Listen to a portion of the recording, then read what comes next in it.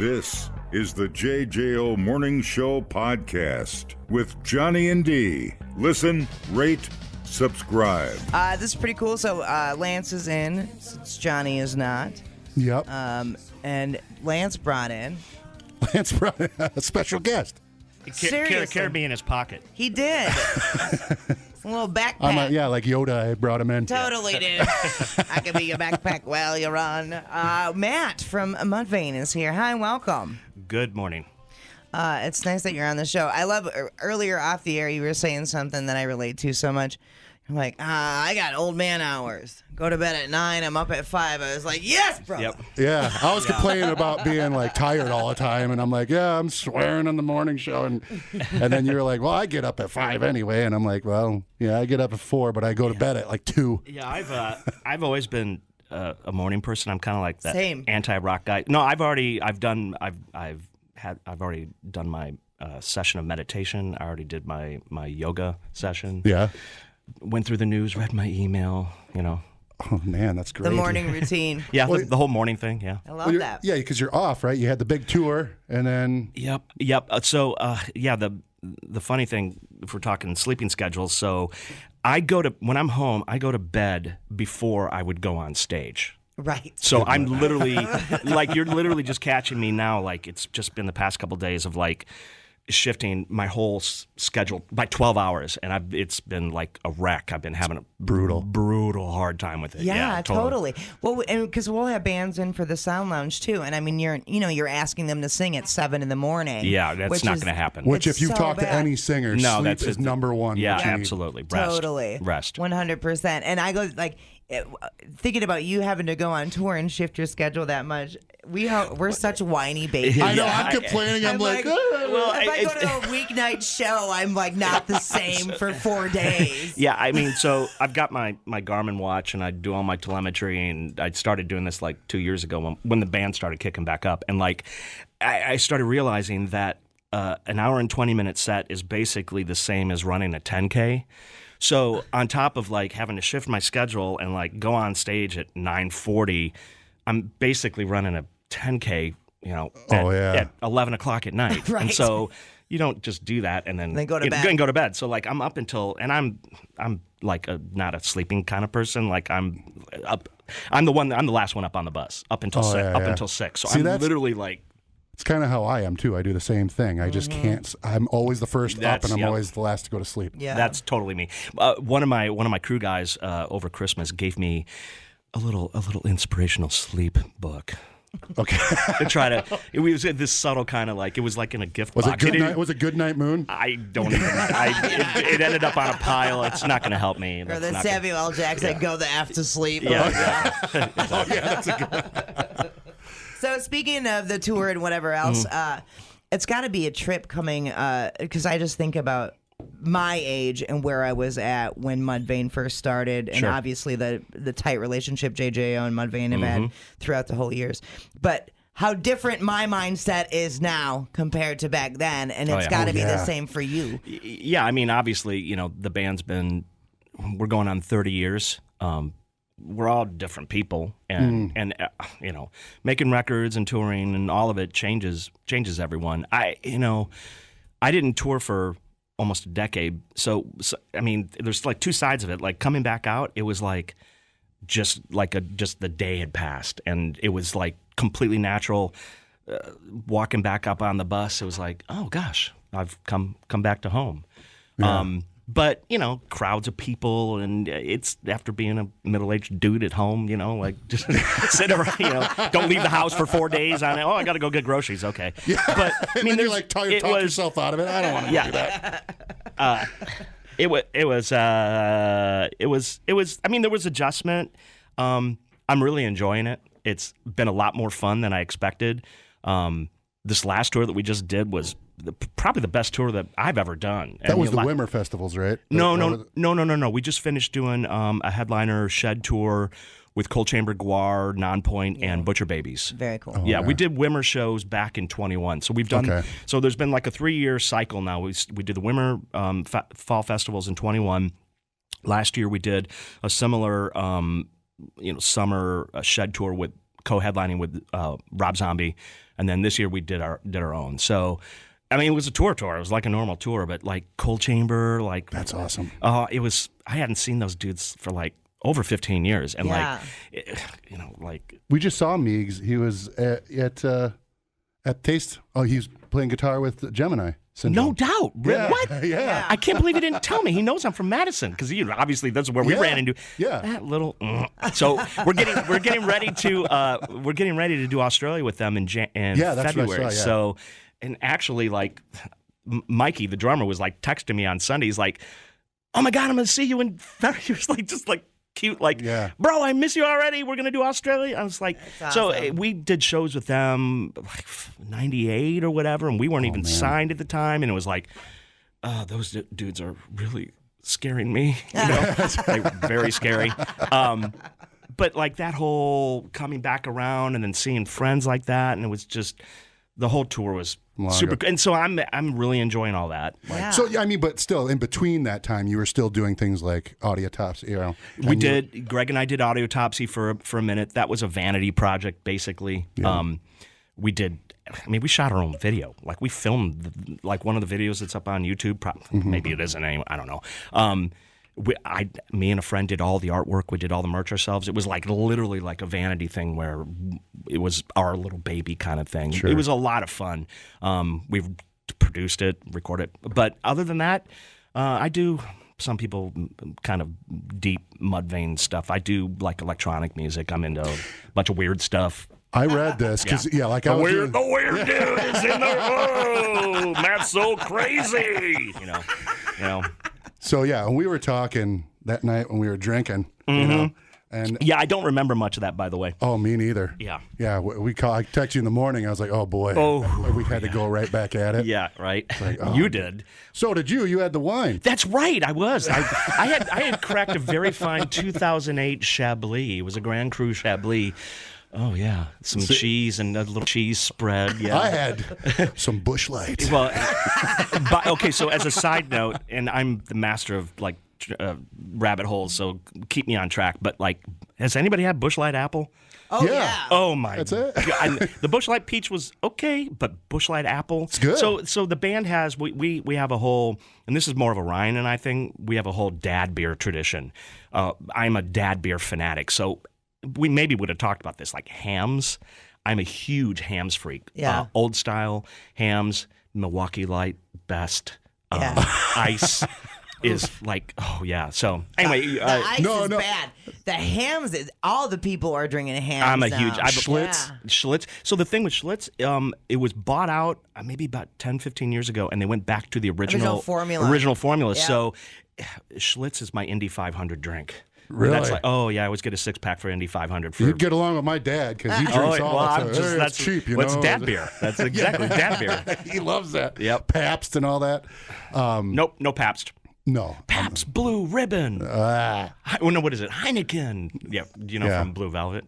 Oh yeah, won't that's say it. right. Blue. Oh, I can't remember that whole thing. It was Dennis Hopper. Yeah. Oh, I remember. Heineken. F that. Because we were talking about acid bath, and they used a lot of samples from that. Oh yeah. People, relax. What a complete waste We are killing it online. Have you guys checked the comments? of cyberspace. Smoke That Skin Wagon says, you guys are killing it. The JJO Morning Show Podcast. We're internet sensations. Johnny and D, nowhere but JJO. So It's right before we were. Yeah. it's well known that Lance hates listening to his own band. When people play it on the jukebox. Yeah, or you whatever. get it. You get it. It's cool and everything, but you want to hear it. No, But it's not. yes, I don't like hearing my own. So Dig comes on and Matt just starts. There was like some sort of convulsion happening over there. He's like, "No, God, why?"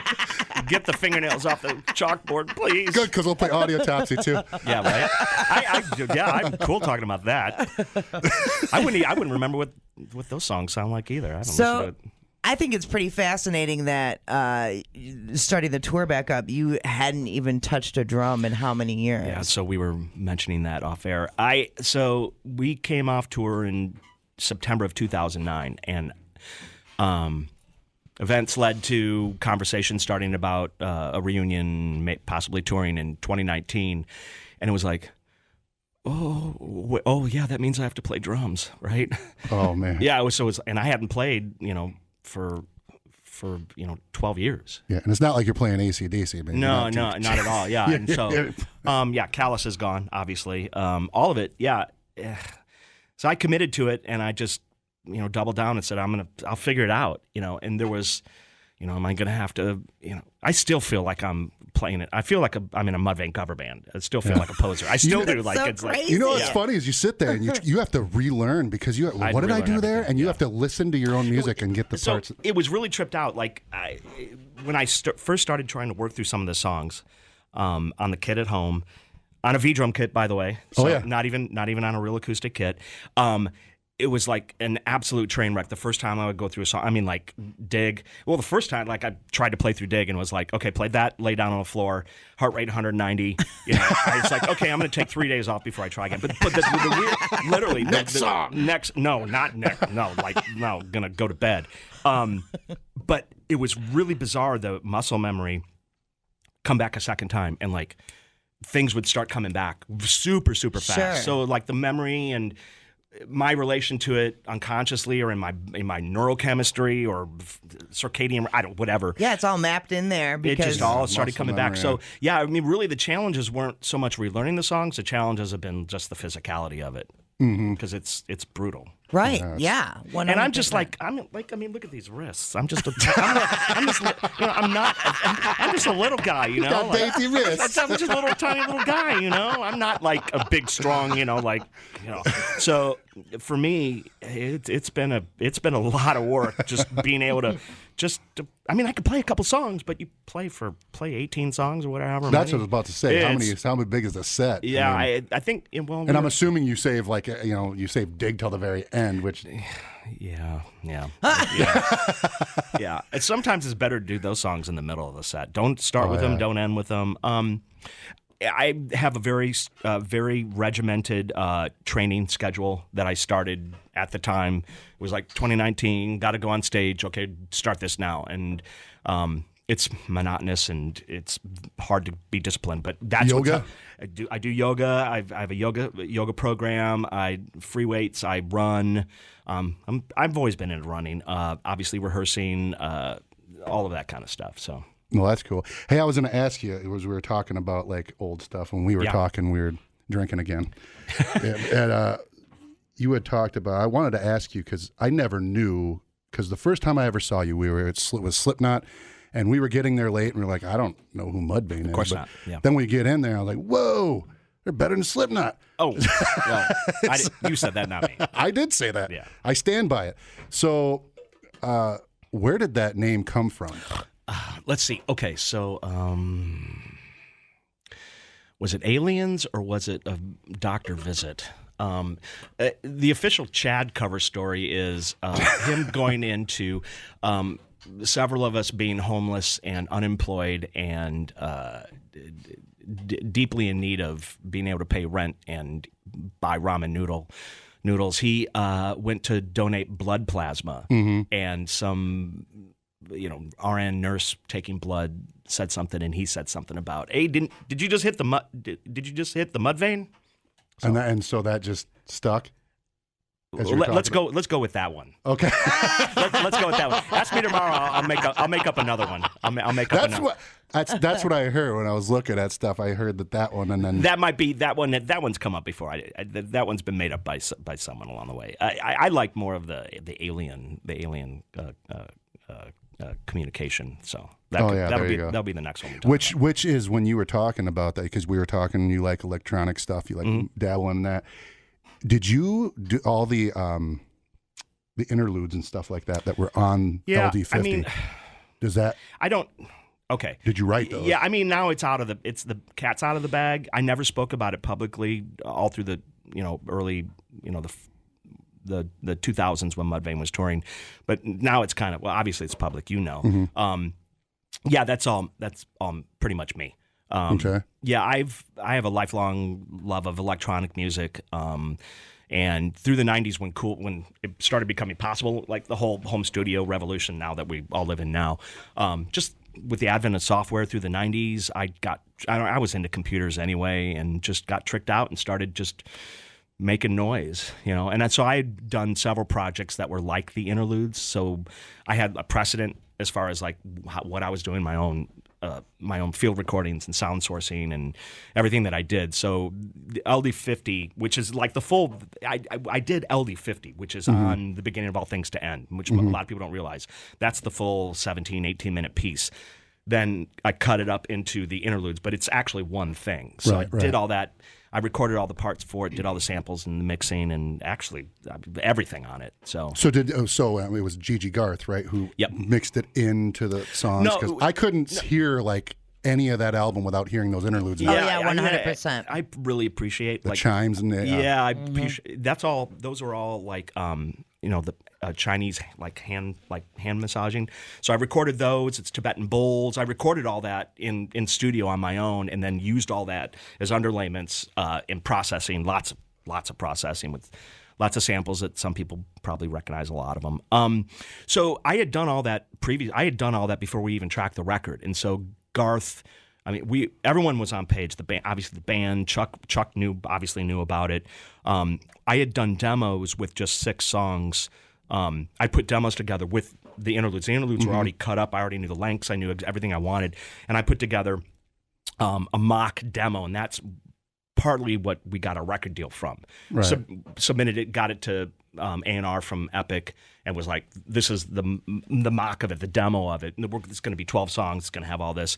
So we already knew when we went into the studio with Garth to record the record, all of that was done. I had it already finished. And so tracked the record, mixed it, and then we went back in, Garth and I, and we sequenced it. And we put it all together, and that's what went to mastering. Okay, yeah. That is awesome. Like I said, I couldn't hear that album without that. Yeah, it's in retrospect, I mean, it's one of the most proud things I have in my career. It's cool. That's awesome. Thank you.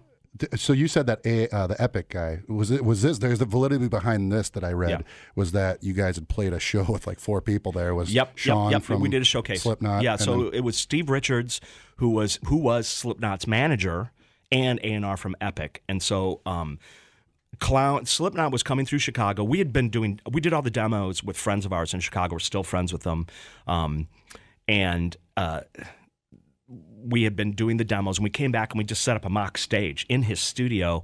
Slipknot was playing in Chicago. Clown came in, Steve Richards came in. I think Clown had like his tech. He brought him in with as well, and we played like 20 minutes, and like full makeup. It was like, was it weird? Yeah, that's right. 4 people. Did they clap when you were done? Yeah, it was just complete silence. You've probably met Clown, right? Oh yeah. Yeah, I mean, come on. He was like jumping around and being like, we are one crazy fan, Right. like ripping his hair out, and probably peed his pants, Probably. and we played shows like that, man. I know. It wasn't an AR representative. No. I mean, the pre-signing of the band. I mean, we were notorious for going. I remember a show in Quad Cities. We played a bar in Quad Cities, and it was like set up, go back in the bathroom, put makeup on, come out, and like the 11 people that were at the bar, like everyone got up and left and played to nothing. We used to do that. Over and over and over. Like the makeup was never. It was never like a thing that was supposed to work. It was like we were trying to scare people to death, basically. Yeah. Right. You did scare people, because I remember. I hope so. Beloit River Fest. This is so long ago in the JJO did we do history. makeup then too? You did do makeup because that was all. The next morning, I remember people were calling in, or that Monday morning, people were calling into the morning show. I did nights at that time. Who are the clowns up on stage? They were like, "What is up with this band? What is going on?" And I just remember that was just. After that, people were deeply in love with you guys. They were like fans from that minute because you were scared. Yeah, when it got to the proper demographic, then it then it flipped over, and it was like, and I say this all the time. It's like it was very naive on our parts, very naive on my part. We didn't see anything about the gimmick of it and it being a marketing tool for Epic, and obviously it became that, and it kind of eclipsed the band.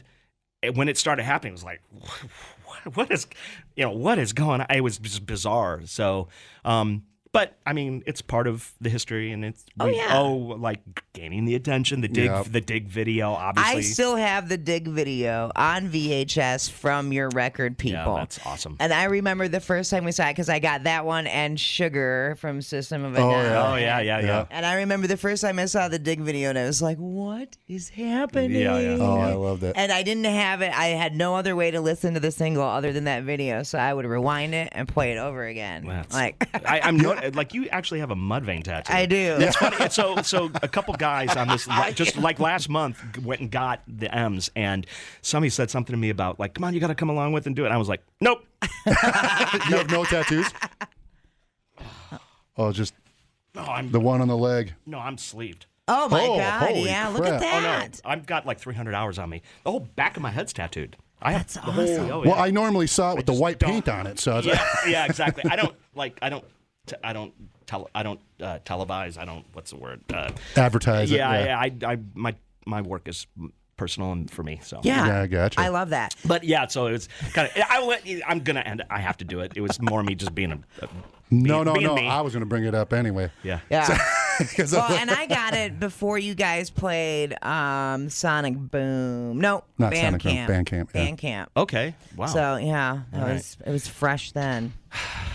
I've been a dude, fan that's- forever, obviously. So and you talk about We're talking with Matt. scaring Hold on. people, right? Let me reset quick. Oh, yeah, go ahead. We're talking with Matt from Mudvayne, drummer and founder. Go on. Yeah, there we go. So you were talking about scaring people, and one of the things I remember is when you guys obviously got a lot of press, a lot of people watching, and you went to the VMAs. Oh right? geez. Yeah. And you had the bullet, Oh my God, bullet I in the forgot about that. Yeah. And I Yeah, rewatched we did that. We did that. Yeah. And you put whose idea first off? The bullet holes were always Chad. I mean, because he was already doing that. He'd been doing bullet holes on stage for, about a year probably. So, all of us doing it. That's the only time that we've ever done that. Yeah. So I think it was just like, obviously, we got to. It's us. We're going to do something ridiculous. So like Christina Aguilera just staring at you like, what the hell? Oh yeah, I have. You can actually go, and somebody did this recently. You can search for like VMA, Alicia Keys, Mudvayne, or Alicia Keys, Matt McDonough, probably Ryan, and you'll see a photo. And it was after we'd already won the award, and we were back in all the tents, the media tents, and like. Alicia Keys was walking through. She wanted to do a photo with us, and I remember so it's me and Ryan with her, and I remember going, I'm like, girlfriend, I've got fake blood all over me, and she's wearing like a $40,000 dress or whatever. Oh yeah, I see it right here. Yeah. So you see, so we did. Everyone was super cool. The VMA, yeah, there you go. That's it. There's you, yeah. Yeah, totally. And Ryan. Well, we sat. So she sat. She was sitting. It was her and Nellie sitting right in front of me. Me and Ryan, and I talked to her the whole time. I mean, Still talk to her? No. Oh. No. I'm not a rock star. It's so bizarre. You look like it right there. Well, I look like a goofball, like I actually am. So yeah, I mean, everyone was super cool. I could sit here and tell you stories about all the different people that we talked. Justin Timberlake was completely rad. Mark Wahlberg was probably the coolest dude we met. Stop it. Oh yeah, he was. Oh boy, here we go. Love Mark Wahlberg. I And love him too. He was amazing. I've never met him. He's got 3 nipples, I certainly hope so. And I think that's the key. I like him think even more it's now. power. Yeah, so yeah, I know. he has more energized like some sort of like titty chi or something. Can I say that? Yeah, sure you can. Absolutely. Okay. Titchy. Right? That's going to get put in the bank right there. Yeah, titchy. Titchy. Titchy. He's got titchy. Well, fantastic. One of my friends actually worked for the Wahlbergs designing some sort of logo. Oh, it was for Jenny McCarthy's vodka or Yeah. whatever. Okay, yeah. And so he was on a conference call. Mark Wahlberg was on there. I was like, dude, Yeah. just let me sit behind you. Yeah. Yeah. And I'm gay as hell. Yeah. But Mark Wahlberg, I will sniff his Oh underwear. boy, yeah, dude. Not me, but I'll eat his burgers. How's that? Eat his burger. Yeah. Absorb his titchy. I'll do like chest bumps with him, right? And just kind of get some of love that. it. Yeah, because I am definitely not. No, I'm the guy. I don't know if I can say this on air too. I'm like the joke is like I'm the guy that can talk any woman out of having sex with him in like less than a minute. Yeah. The anti-girl guy. I am like not total geek. I do the same thing, man. Well, you're a singer in a band. Everyone loves you. Come on. Well, Come on. Not as popular as your band, homie. We thought uploading to the cloud was something completely different. The JJO Morning Show Podcast. Johnny and D, JJO. D and Lance in the morning, and we are joined with Matt, the drummer and founder of Mudvayne, one of the founders of Mudvayne. And we just cracked an Oktoberfest. I appreciate you not calling me a rock star. I was being facetious, but it's like I guess in a certain context, But Yeah. Well, not everybody's been to award shows and stuff like that. So yeah. Oktoberfest. Let's go with that. Yeah. Totally. So, Lance, what'd you bring in here? So this is Oktoberfest, City Lights Oktoberfest. It's great. I love Milwaukee's beers. It's really good. It's very good. It's an American take on it. It's not so much the Munich Big Four. Oh yeah, Right. But which are a little brighter and the hoppy. When you're having a Hofbrau or a Spaten. Oh yeah, because 100%. the Optimator. Dude. Optimator has an Oktoberfest. No. You The just Optimator is the Spaten. I know the Spaten Optimator. Spaten. Oh my gosh, that is fantastic. It's one of my favorite beers. 8% or something probably. Yeah, we wrote an album on that. It was awesome. Yeah, we thanked it in the notes. Thanks Spaten Optimator for all that. Right.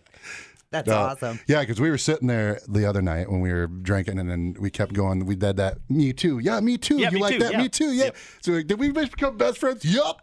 Yeah, you're old like me. I love that you're super into Oktoberfest, though, and we do a lot of beer tastings on this show. Sure. In this building, really. But Tomorrow? Yep, tomorrow we have one. I have one right after the show as well. I could be your celebrity beer taster. I love that, dude. Bring me in sometime. I'm way down. Call me an Uber. I'll be there. What are you doing tomorrow? Yeah. Tell me why you love Oktoberfest beers. Stylistically, just the Maibach type of beer. That's what I gravitate towards. I am this whole juicy fruit IPA slushy fermented. Some of it. But I've always been like I don't like hops. I don't like drinking a pine cone. The flavor of it, and then obviously you find out about the tradition, the festival, and just 300,000 people, 500,000 people. It's probably more than that. Descending on Munich, and everyone is, And then I started going to them locally about 10 years ago, and any excuse to like sit at a picnic table in a parking lot and watch a polka band at 9 a.m. and get drunk is like, woo, I'm there. Yeah, let's do this. Somebody driving? Let's go. Yeah, that's me. It's fantastic. But there's something about, and I don't know. I'm still trying to figure out why I have such an emotional attachment to Oktoberfest beers. There's I don't know if it's like the change in the season. It's a time of season. It's the Halloween, fall, all of that. The spirit of it. Go to any Oktoberfest, any of the local ones around Madison. The vibe, everyone's. I've never had a bad experience with people. Everyone's partying and having a good time and celebrate. It's just, and nobody's doing anything important. You're just sitting around and just listen to music and drink. It's amazing. Yeah. Maybe it brings out the best in people. Maybe, yeah, totally. I just had an Oktoberfest yesterday, actually. Which one? The Octillion from Ale Asylum. Oh, I haven't had that one. I think I have one in the fridge. I might. Yeah, you can take home with you. I might be parking my car and. There you go. Yeah, I got you. That's okay. I took the day off, so I might have to get a ride home if we do this. I mean. There's different varieties now, and there's American takes on it. Yeah.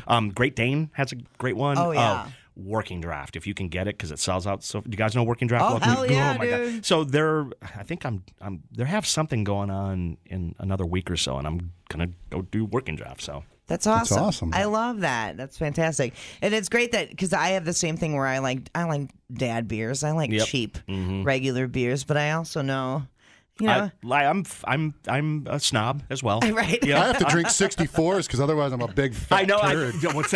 That's my whole thing. Like, look at my ass, it's huge. It's Bud Light Next and 64. Yep. And the Michelob Ultra, this seltzer or something or other. Yeah, I've got to do that, and in between those, I squeeze in something good like the Optimator or something like that. That's exactly what I do. Oh, yeah. I do that with the NAs. That's like NAs are super low calorie as well because there's no alcohol, which blows. But some of them are getting pretty good. So you're the only one Well, are you the only one left in the band that's drinking? No, the three of us do. Because I know Chad, because last time I saw him was at Club Vamped. He's on fire. And I saw him and he was drinking. I was like, oh, are you drinking? No, he goes, no, it's an NA. He was drinking an NA.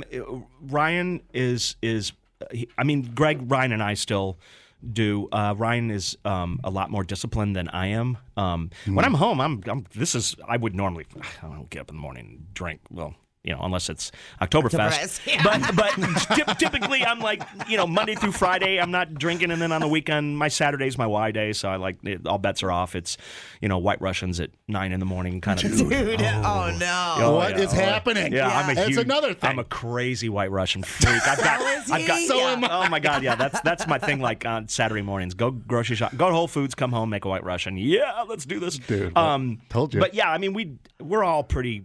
I'm a lot better. Back in the day, it was Jack and Diet Cokes back with Chad and I when we first started touring. That's funny because I was doing deep dives into stuff to ask you. So I saw the Jack and Coke. Yep. He's like, it's now in the can, and he.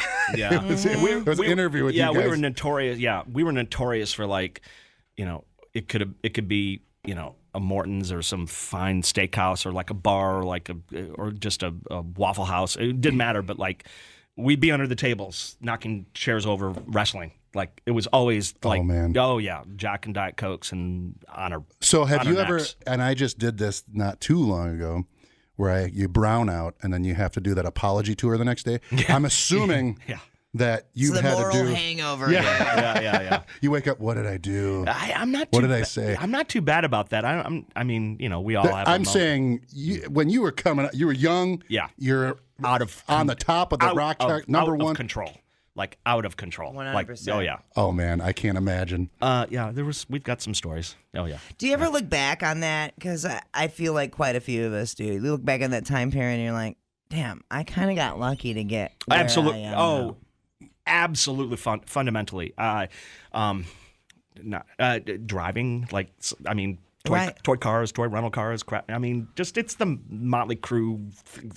All bands have those stories. And you were saying it was a different group of people now, because now you're like, okay, I'm going to do yoga, I'm going to do this, I'm going to have a few drinks, go to bed, maybe hit up Potawatomi or something. Yep. But now you're, and back then it was a whole different group of people where I think things have adjusted. Culturally, things have changed. So you're seeing probably. There's probably going to see a bunch of people when you're in the crowds. I'm assuming you're seeing all the older folk that were listening, and then you see probably their kids maybe. Yeah? Absolutely. Are you seeing all that? Yeah, absolutely. 10-year-olds in the front row. Chad was doing this on this last tour. He was calling out during one of his talking breaks, like, "Hey man, how old are you?" Like, 9-year-old. Here's a good parenting. Yeah. When I was 9 years old, the first concert I ever saw was at the rave. Oh God. My brother took me.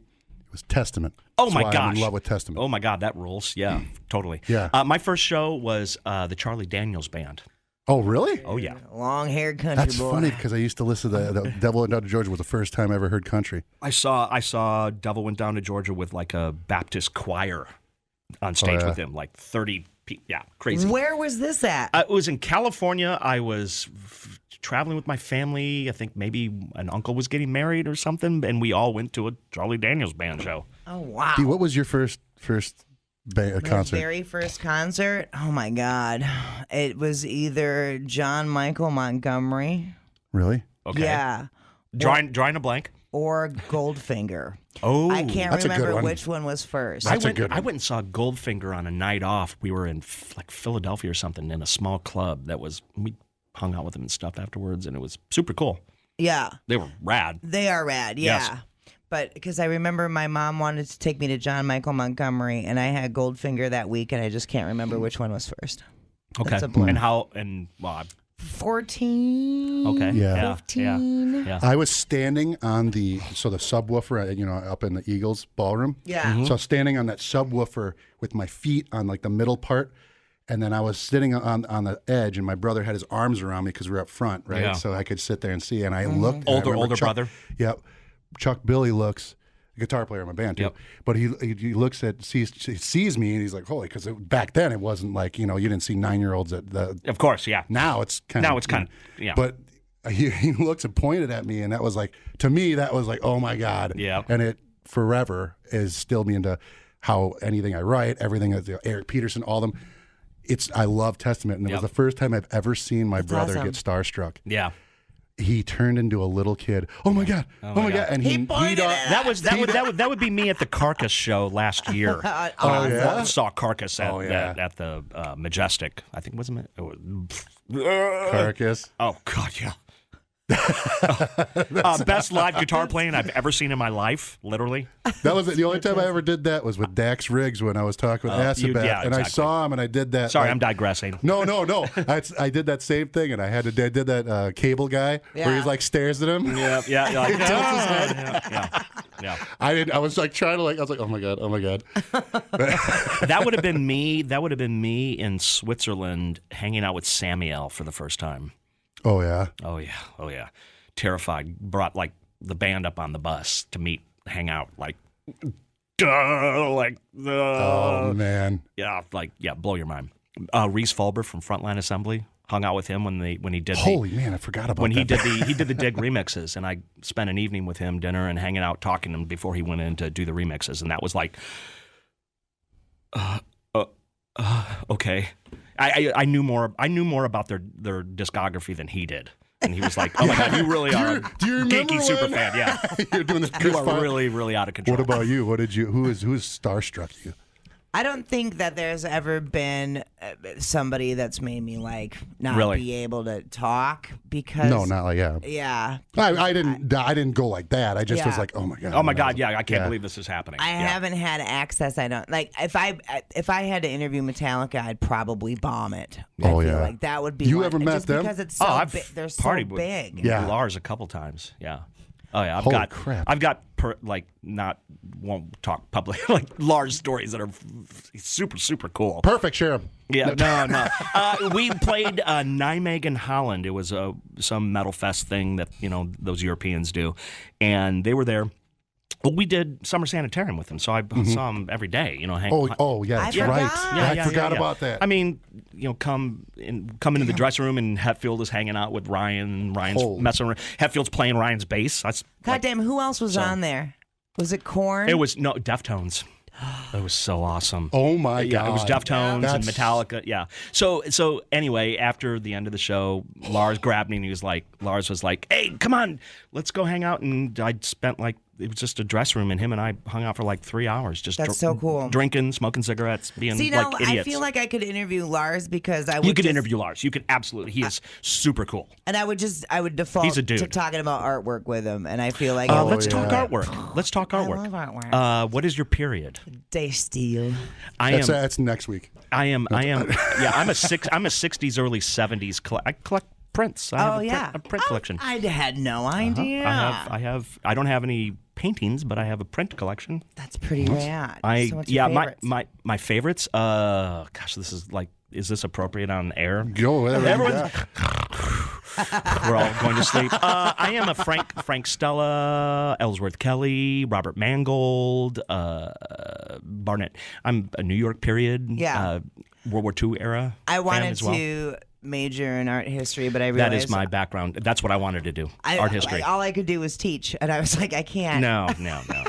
And be a museum curator? Right. There's maybe 50 open jobs. What do you Yeah. Right. Exactly. Exactly. Lars is selling.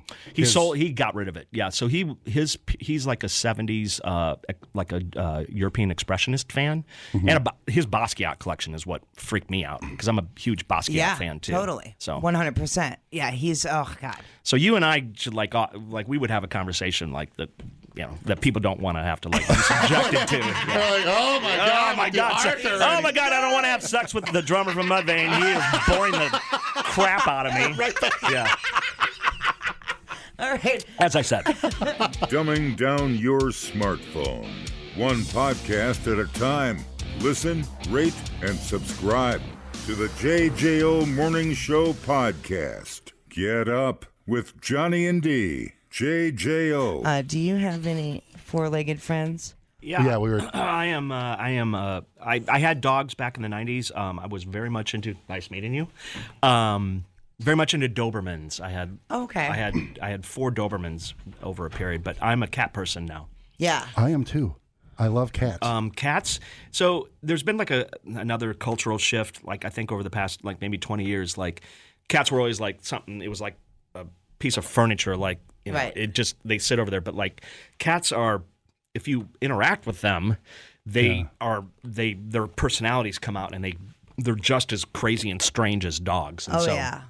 I didn't realize this when I was younger, and when I started living with a cat, and it was like, oh my God, he's a little nut, and they're all different and strange. I have a stray that was in my flower beds for over 2 years, who we coaxed and grabbed and brought in the house. So that's what I have right now. Is it's a stray. A feral stray that had never lived in a. It was like a. It's a calico, orange. What is No, it? she's solid black. She's a crazy looking Black Panther. So brought her inside, and it's been this crazy experience of watching her grow up, because she'd never been socialized in any sense. So she was like a kitten still. Right. She was about 3 years old when we got her. But That's awesome. yeah, so cats, that's my thing. Cool. Yeah, I've always loved cats and dogs. I love dogs too. Obviously, I love dogs. It's just easier to have a cat. This is than how. a This dog. is how, like cats are like teenagers. Yeah. Because they get into crap, but they're still. You can leave them home alone. You can leave them home for a minute. Yeah. Whereas dogs are like, oh, Yeah, they lose their minds. Yeah, the little babies that need to have their butt spanked. Yeah. Yeah. I used 100%. to be a canine handler in the Air Force. So, I worked in the 90s. I was an assistant to a professional handler who obviously wealthy people would hire to show their dogs for a companion. So not the show dogs, but like CD, open, utility. And I was an assistant for like 5-6 years. That's so cool. So really learned a lot about dog handling. And anyway, you obviously were really way serious. No, it was more just I was getting into it, and I was like, a senior airman. I was like, they want to go into the class, so I went into the class And got sucked in. got sucked in, and then Yeah.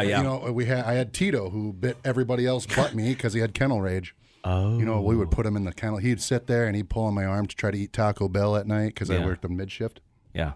and put him in the kennel, and then. I miss Tito. Yeah, I do too. Yeah, they had to put him down because he had hip dysplasia. So yeah, but he was awesome. We had to take care of all the dogs. We had a dog called Arno, which was like this big Irish setter. Oh, I've never really been around Irish setters. I don't know their disposition. And big, but he had titanium teeth. They had What? Titanium yes, teeth? they took out because his canine. it sounds like something out of like a Rob Zombie movie, Yes. right? And they had in, because of the rot that was going on, they put it and they had it into his skull, and these things were silver, and he would come and you do rap training. You could feel that thing go on your arm through that wrap. Yeah, like, right. It felt like it hurt. Yeah, totally. It was like, could you imagine that thing grabbing you onto and like, oh my God. rip you a new ass? That is so awesome. I got all those videos we're talking about, like the old. I have all these VHS tapes. I got to like put back onto like Yes, digital. you do. And I'll show you the rap training. I was doing it on like the flight line and stuff like that. That's and crazy. Wow. It's pretty awesome. Man, between the two of you, Yes. I feel like we've covered all the experiences you can possibly have. My God. No, not even close. Not even close. No, I'm filtering. I've been filtering this whole time. Yeah. I'm actually looking at the cowbell and thinking about Christopher Walken. Yes. Actually, is that normally there? Is that like a It non-air is there. prop thing, or was that for me, for my personal benefit? It was not just for you. Okay. No, we have a listener that comes in and drops us off random things. Oh, Nate. And so, yep, Nate. So the cowbell was one of them. We also got the tuning fork thing. Yeah, it's an F, I think. You know, I probably shouldn't do No, that. that's fine. I do it all the time. there's another one over here. There we go. Yeah. What is that? Little Neil Peart. That is a pearl. Yeah, hell you play yeah. pearl, don't you? I do. I play pearl. Yes, pearl drums. I play pearl drums. That's pearl drums. I got my endorsement. Mikey Wengren from Disturbed got me my endorsement. Oh, do you talk to him at all? Because he's got that bar in Oconomowoc, Steel Tank. I've heard some stories. I haven't talked to him in a while, but I know that like if him and I saw each other, it'd be like just like it would Fight? be like No, I'm just yesterday. kidding. No, God, no. I know, I'm just joking. No. Mikey's. I mean, maybe Matt. He's Yeah. awesome, dude. Owns a bar. I'd heard something, but I'm not. It's Steel Tank. If you got to get out to Oconomowoc, you're around here. So It is awesome. They It's had a brewery. Yeah, well, they have food that's really good too. They had this thing called a Gunner, which they took off. Oh, it had like a mushroom. It was like a stroganoff. Oh, geez. But it was damn. I know how you are with stroganoff. Oh, dude, like vintage stroganoff. I like dude. I like vintage stroganoff. I'm down with the stroganoff. Oh, hell yeah, dude. The vintage stroganoff was... What makes it life-changing. vintage? It's from the vintage The brewing. vintage brewing, Oh, vintage. Okay, I'm Whitney. which again, another great And one. I think Trent said They have a that very good Oktoberfest, by the way. Oh, Yes, they hell do. yeah, Yes, they I do. had it. It They was got extremely everything. good. Yes. Even their pumpkin disorderly beer is pretty dang good. yeah, the How are you on the pumpkin beer thing? I'm down. I mean, I love it, but it's like, okay, moving One on. and done, I can't. 100%. Yeah, I mean, dessert beers are like, it's not the way I roll. Like, give me a 6-pack of hams. Come on, let's do this. Yeah, totally. I am an Indeed pistachio beer. Pistachio and pecan. Yeah, those are fantastic. Albedo. Albedo has that pecan, Yeah. but pistachios, I've had a pistachio that's, I mean, God, you can get peanut butter. Oh, that's the Belching Beaver. Belching Beaver has that is Peanut it's butter a porter or a stout or stout, something. It's, yeah. oh Peanut my butter stout. God, because I'm a peanut butter freak. I love Peanut butter. Greg, he put that in his bar because I was like, here, which one should I get? And he put in Belching Beaver. I told him to put in the pistachio. Indeed. Yeah. Oh man, it's selling because people have it. They're like, oh man, that's good. Let's bring this proper.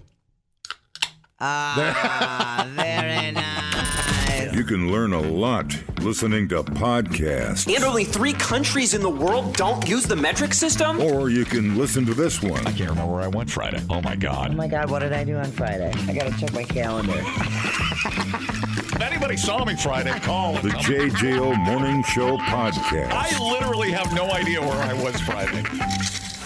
Johnny and D, nowhere but JJO. Lance and Dee and Matt from Mudvayne joining us. We were just having Matt chat.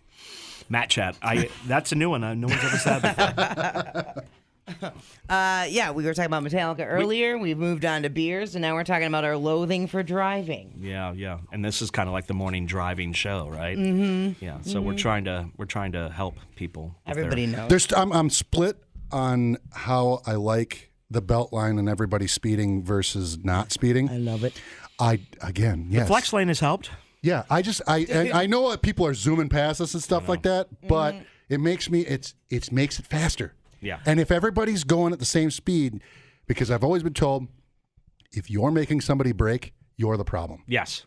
Because if everybody is going in the same speed and they're doing that, and you're the hesitant one, you're going to cause something They bad to actually say, so like when there are like lanes merging, like say for like road work or an accident, when there are multiple lanes that are trying to merge and everyone, and people are blocking off and getting mad, they actually say, like research has shown that it moves faster if everyone lines up next to each other and you just take turns and let everything flow. I mean, it's right. I'm a huge NASCAR fan.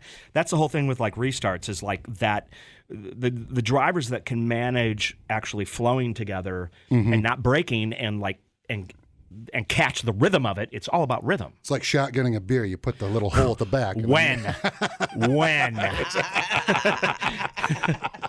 Anyway, That's yeah. fantastic. Yeah. No, the first day the flex lane opened, because Johnny was making, like, we thought it was going to be chaos. Yep. Right. Like, because when you looked at how people drove before the flex lane, it was kind of chaos. Oh, they It's are. a lot better. It really It definitely helps so much. It helps. It does Yeah. help. Yep. Turns out they know what they're talking about. It's just it's. I mean, come on. Like we all know, move over to the right side, which is what I do.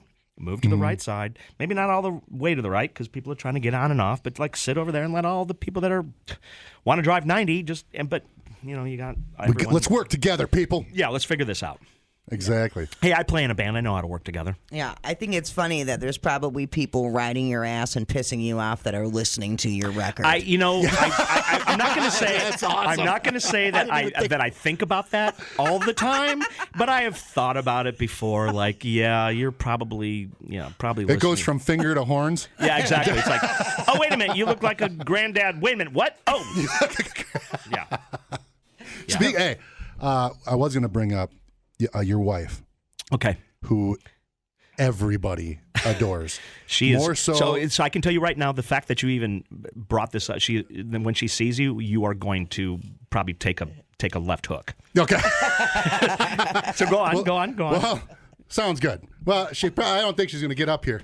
But no, probably. She's like, 3'8". Look at that giant head. Yeah. I mean, oh my God! Yeah, I look like a stop sign. I look like one of the Pep Boys. You Hey, know give me what I that mean? melon. But she is one of the coolest people, and consensus-wise, everybody that talked to her always wanted to say, "Oh, his way." I mean, I'm sitting there talking with you.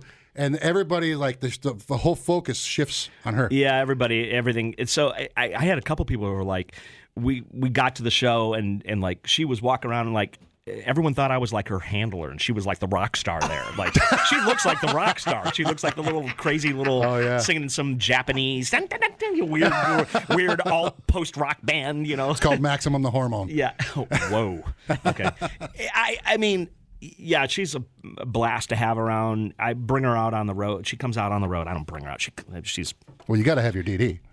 I got to have my DD exactly. But she's a blast to party with. She's a lot of fun. So I appreciate you saying so. No, I'm just pointing that out there because I was like everybody was so enthralled with her. But she's really sweet. I met her years ago, long ago. You did, so you remember. Yeah. Mm-hmm. Yeah, I mean, yeah, it's kind of that whole Matt talks too much about things that people don't care about, and then the cool wife. Like, right. So she kind of massages that whole social situation. I mean, her whole thing is like, I have to be socialized. She wants to take me out. We got to go to Oktoberfest. I need to be socialized. So that's awesome. That's good. It sounds like she's your partner and your teammate. I am extremely lucky and fortunate in my life. That's fantastic. And I think, too, I don't know if you were always like that way, the whole practicing gratitude thing that I feel has been like kind of a cultural shift, which is awesome. And and I think it definitely helps to manifest more abundance in your life. Were you always like a practicer of gratitude, or were you kind of like a cynical 20-something? No, I mean, I have had a lifelong interest in certain spiritual. Fans of the band kind of see some of the threads of those things, and aliens. Aliens too, yeah. But aliens can be compassionate and thoughtful, right? We can learn that from them. I mean, I value being self-aware and appreciating people for who they are and not having expectations of them being something other than what they are. So I try to, like with the bad traffic, I try to be mindful. I mean, that's a big kind of buzzword now. Right. When I'm being tailgated, I try to be mindful, right. about I'm all like, well, maybe they're having a bad day. Or just, I don't like this, but there's nothing wrong with things. I mean, there are things in life we don't like. Right. So you just, you roll off your back, man. That's an age thing. A little water on the duck kind of thing. Because I've it's an noticed, age thing. It's an age thing. I've definitely noticed. I've been like, whatever. Yeah. Back in the day, I'd have been like, Hulk smash. Exactly. And now I'm just like. But you know what? Like, you've got your Garmin watch, and then you look at like your heart rate, and then you get home and you look at the stress levels, and you go, oh my God, what? Oh yeah, okay. Oh yeah, I better chill. Yeah, I might want to just be a little more present. Right, 100%. And one thing you brought up that I think is super important is the expectations of people. Absolutely. And that's something I think that it's a lifelong struggle. Expectations about anything. Anything, yeah. Expecting things to be different than what they actually are. Right. It's a joy killer. It's that will rob you of all the joy. If you eliminate expectations of people. Isn't that called Christmas? Hence conversations that generally make people's eyes glass over. It's if you expect things to be different than what they are, then you are not actually present and you are not interacting with reality. Right. In my opinion. Totally. And it takes practice. It's because I feel like, and I don't know if it's a like the American values kind of make us that way, where we're part of our culture. American, it's a go get 'em kind of capital. It's the I mean, there's great things in that too, but it's the strong survive, conquer, all of that kind of stuff, which is not necessarily. It breeds some. It breeds some sure, antagonistic attitudes towards the way we live. Yeah, totally. But I don't know. I was dealing with that with my kid. He was the editor of the high school, the newspaper, and he made it all digital and whatever else. And he was like, these people, it was their assignment to hand in articles, and he's like, there are misspellings, the grammar's awful, they're not, and he's like, they just don't care. And I was like, They don't care. Yep. You said it. They don't care. Right. And you can't make them care. No, you're not They will gonna. never care. You have as to much figure as things you like do. this out for yourself. I mean, Yeah. I can talk till I'm blue in the face, but it's something that you realize it, or you have a natural propensity. I don't know. Yeah. I've been lucky enough through my life to be mentored by wonderful people that have older elders that have guided me and shown me things and blown my mind and opened me up to stuff. So Yeah, that's awesome. That's good. And that leads into something good I was going to ask you about, because I know we were talking about different bands and things like that, or you were talking about. I was always wondering, who was your inspiration? Because we were talking about like Me, Testament, and you and mean things music like that. wise? Yeah, music wise. I mean, who have you? Who is your drum person? Yeah, well, drums. I mean, that's different too. I mean, there's different ways to. Let's go with both. To approach it. I mean, it depends upon my age. At what age I was when I was a kid, when I was a teenager, when I was in my 20s. As far as like inspiration for Mudvayne, obviously there was Tool and Pantera. Yep. For me, Voivod, we were talking about earlier. Voivod was a massive influence. The chord work, the crazy, strange chords, time signatures. You can trace everything back to Voivod. A lot of what I do as far as messing around with the time signatures. They weren't so much of a polyrhythm band. That was, I don't know where that came from. But earlier, Ozzy, Iron Maiden were massively inspirational. AC/DC when I was a kid. The big four in the 80s, obviously Megadeth, Metallica, Anthrax, and Slayer were, they changed everything. Everything was changed by all four of them.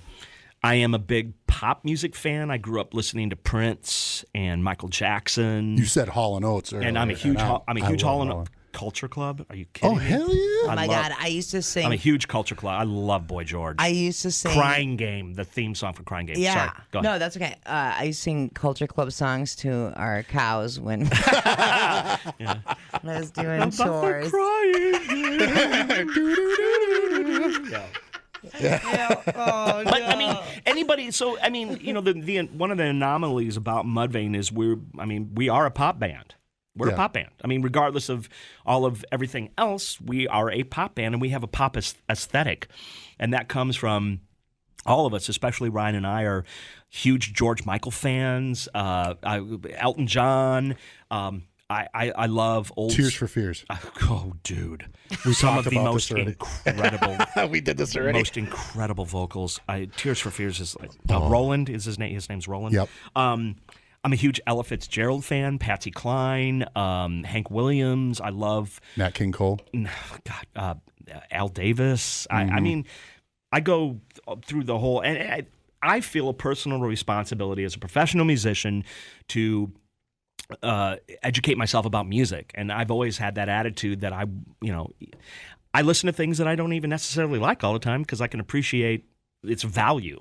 Right. So somebody came up with that, yeah. Well, and it affects everything. Like everything's affected by everything else. There's nothing new in the world. I just watched a whole thing on Little John. I didn't realize how talented that dude is. So I have Holy crap. I have a whole New Orleans connection from Dave Fortman. From our last records we made. So I spent lots of time down in New Orleans. Yeah. I mean, Little John is I mean, this, dude. that brain on him. Fritz went down the rabbit hole. With I did. I'm thinking about the right, like New Orleans, right? Isn't he's part of the whole? I think so. Second line, isn't he? Yeah. Right. Yes. Yeah. Yo, no, he's a ridiculous. I mean, dude, he comes up with it. The people Harry Connick Jr. I just whisper your name. I love Harry Connick Jr. Anyway, yeah. I love it. Dave Fortman actually was an accomplished second line jazz drummer and like smokes me on drums, like could destroy me. We're talking Ugly Kid Joe guitar player. I know. Like, yeah, ridiculous. Yeah, that whole school. Really? Oh God, he's incredible. I'm shocked right now. Yeah, me too. We've had some late night. We've had some late night under the influence of various chemicals, sitting in his living room playing his V drum kit, and he would sit down and like some crazy second line, and I would be like, That's the best I got right now. That's what I got. There you go. Because like when I think of like the best drummers of all time, not to fangirl on you, but you're Yeah, dude. I mean, okay, thank you. Thank you. You're it. We've got some messages here that are saying the same thing. So for me, like drums are a medium. I don't see makes some people angry. I don't see myself as a drummer. I'm an artist that utilizes a medium. Right. There are Braun from Mastodon. Oh yeah, Kidding me? Like there are drummers that absolutely smoke me. I do my thing, so I've interacted with the instrument in a way that's idiosyncratic. That word again. Which attracts a lot of attention. But as far as technical skill, that's not virtuoso playing isn't something that ever is really. I mean, I've appreciated in other people and other instruments. Robert Fripp, like my all-time favorite guitar player, but that's not really my thing. I'm a weird person. I drive my guitar player crazy. Like he'll play a riff and I play. He'll be in 4/4 and you'll be in. Well, I play backwards over. I'm like, hey, and I'm just playing off the top of my head, and he'll be like, oh, dude, that's not the chorus. That's the verse. I'm like, no, that's a chorus. No, you're coming in on and a 2. What are you doing? Like, that's cool though, because if you go back into that and then go back into, I just the hear normal things times, really weird, and that's how a lot of our writing comes from that. It's from the ear, and we'll do something like go back, record it, like what was I doing? Okay, wait a minute, what? And then you figure it out, and then you process it and break it down, and then extrapolate on it. Essentially, capture that essence. So, thank you. I appreciate it. No, totally flattering. Yeah. So it just blows my mind that you're like, he could smoke me. I'm like, I don't. I love that you're humble, dude, but he can't do what I do. He can't. I mean, I'm for all of the the joking. I play extremely hard. I'm a very aggressive. For being a geeky kind of cerebral sort of person, part of what I enjoy about drumming is I like to hit shit. That's fine. We'll let it slide. I said I wouldn't do that. I did it this morning. So I like hitting things. I like the playing through it. I like the way it feels when I'm projecting energy through my kit. So I play very hard, very aggressively. Yeah. I enjoy that with my band. So what was when you we're talking with Matt from Mudvayne. What was when you weren't playing drums for 11 years? What was your release then? Reading, lots of research, which is something I'm always investigating stuff. Working on my electronic music. Wasn't really involved. Yeah, you're right. Like, what was I actually physically doing? Because I'm obviously a animated, kind of energetic person. Maybe that was part of a lot of my mental problems during that period because I didn't have anything.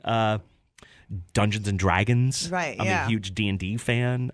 Cerebral stuff, pretty much. Yeah, totally. Because I firmly do believe, I think, and especially, I mean, not to get this way, but I think there is a difference with, I think men need a physical kind of thing, like whether it's the punching bag or whatever. There needs to be some sort of release. There's an energy there that I think there is a testosterone thing, absolutely. That needs it needs the out. Yeah, there's obviously a physicality about playing drums. I've always equated it with like dancing. To me, I'm very spatial and geometric in the way that I approach my playing and my kit. I feel like in a lot of ways I'm, piloting a ship or sitting in my lab, moving around, and mixing beakers and Your stuff. Laboratory. Yeah, absolutely, of course. And so, I mean, I ran. I was still running and doing some exercising during that whole period. Yeah. But, I mean. That's interesting. You have to have some killer calves on you because I was watching this whole thing with you. Look at those creamy cams. Yeah, right.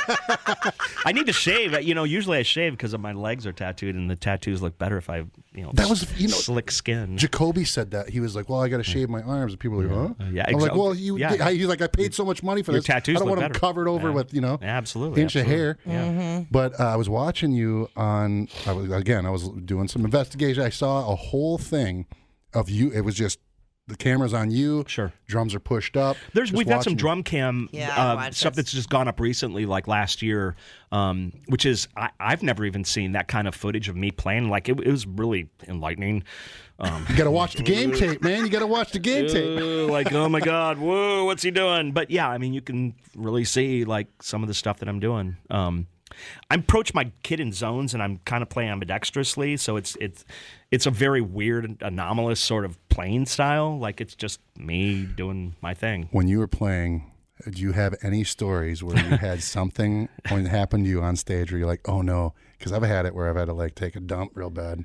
You know, I'm like, oh no, which is a big no-no. You don't eat chicken wings and stuff like that. No. So, I don't eat like hours and hours and hours before I play. One of the things, like for me, I've never had to go to the bathroom on the stage. It's just like running or exercising. If you're like running a 10K, you're not going to have to urinate. What has happened to you on stage where that stands out that you were like, oh man, it might have been. Yeah, I mean, we could talk. We played on the air in New York. It might have been a radio. Was it a radio gig? And a couple of these cities across the country are union, and it's very hard to try to figure out. We had our show that evening, and then I had a secondary kit that was in the studio, kind of like and I didn't have a tech, and some guy came in to try to put my kit together, and we were awesome. Awesome. That was really brilliant, management. You were really looking out for great. We're playing Happy on the air. Maybe it was Happy or it was probably it was one of our singles. I can't remember the names of my own songs. And the double kick pedal came apart, and I played I played a whole song with one kick. Oh my God. Man. Yeah, I don't ever.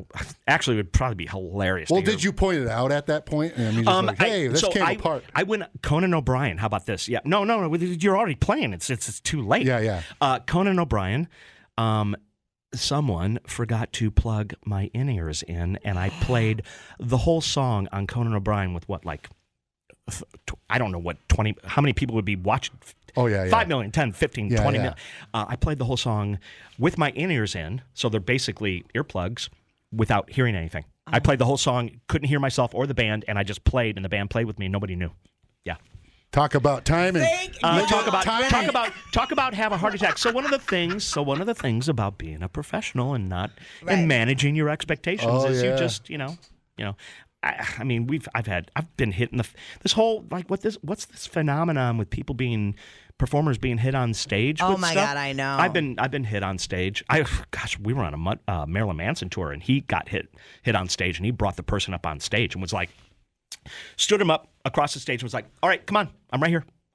Let's do this. Oh my! It was it was amazing. Man. But I've been hit on stage and got up from my kit and walked off and had to be talked back. I talked about negative stuff like that ain't great. Yeah. I mean, everything happens on stage. How about something happened with Greg's rig and he kicked over his amps and I didn't realize it and the whole band walked off stage and I was still playing and didn't realize it. How about that? That was in Atlantic City. Yeah. And I'm up on stage like, what is going on? I'm like, there's no band. There's no band. Wait, there's no band. Hey, it shows you how like in my head I can be. Like even I was like, what is going on? I'm like, there's no band. There's no band. Like they think you're just doing that's amazing. Drum fill. The cue might have been like I don't hear any other instruments in my in-ears. Like I only hear myself. Like That is awesome. That's awesome. There's some stories. All right. Well, thank you so much for joining us today. This has been an absolute blast. Thank you. I really Thank you appreciate for having me. Yeah, totally. We can nerd out on all kinds of different stuff off the air here, so we don't put everyone to sleep. Yep. But let's do some Shut Up or Rock Radio next. Matt from Mudvayne. What's happening with you guys now? What's going on? We should probably fill people in. So we are still continuing to tour. The feedback, the response, Beer Foul. It's been amazing from the industry, from insider people have been super supportive. We have a great team around us. So we're going to continue touring. We are doing Australia in February. We're doing that with Cold Chamber, who we just finished our tour with, it's going to be crazy cool. We're doing like in Australia they call them arenas, and they're like 3,000 seaters. So it's going to be So much fun. And then, So when you go to Australia, is your wife going to come with you? God, no. Are you kidding me? Do you bring your spouse to work? Come on. Because it's just so because you I weren't know touring everyone for so long. Everybody. The thing with Australia is you can't. I mean, touring in Australia, it's not like America. Like all you can do is the coast. So you play like 6 shows. Okay. It's not like you're there for a week and a half. Oh, okay. And you fly. Every show is a fly date. There's no busing because it's all on the coast and they're so far between. Oh, so it's like. Sucks. Yeah. I love it. I love Australia. The shows are great, but the touring it's rough. That's brutal. You're flying every other day. I'll fly like 8 or 9 times. Crocodiles, wandering spiders. Yeah, you're gonna exactly. Okay, So that actually goes back to the Glenn Gardner story with JJO as a show of gratitude. We brought him on our first Australian tour. Oh, okay. So we took him and hosted him in Australia for the first time as a shout out to JJO. Yeah, that's awesome. For helping break the band. That was one thing that we took him with us. So people come out. Yeah, obviously going to Australia is a rare opportunity. I mean, I'm incredibly grateful to be able to do it. So then after that, hopefully right now what we are working on is hopefully doing a more intimate sort of small, like, I guess, theater tour in the spring, and then go out in the summer and maybe support like a cool band, like we should not be headline. It's just come on, yeah. And it cracks me up too. These nostalgia tours, I'm like, it's great because like they're fans. Now we actually have some disposable income, so we can Bingo. go and That's spend exactly. some money. Yeah, exactly. I think about the festivals we used to go to, and we'd have $10. I know, and try to buy a beer, and like you get, exactly. Right, A bottle of water, totally. and it costs. That's it. 100%. The JJO Morning Show podcast with Johnny and D. Listen, rate, subscribe. Catch a new show every Monday through Friday, 6 till 10 a.m. on 94.1 JJO or streaming anywhere in the JJO app. Johnny and D, nowhere but JJO.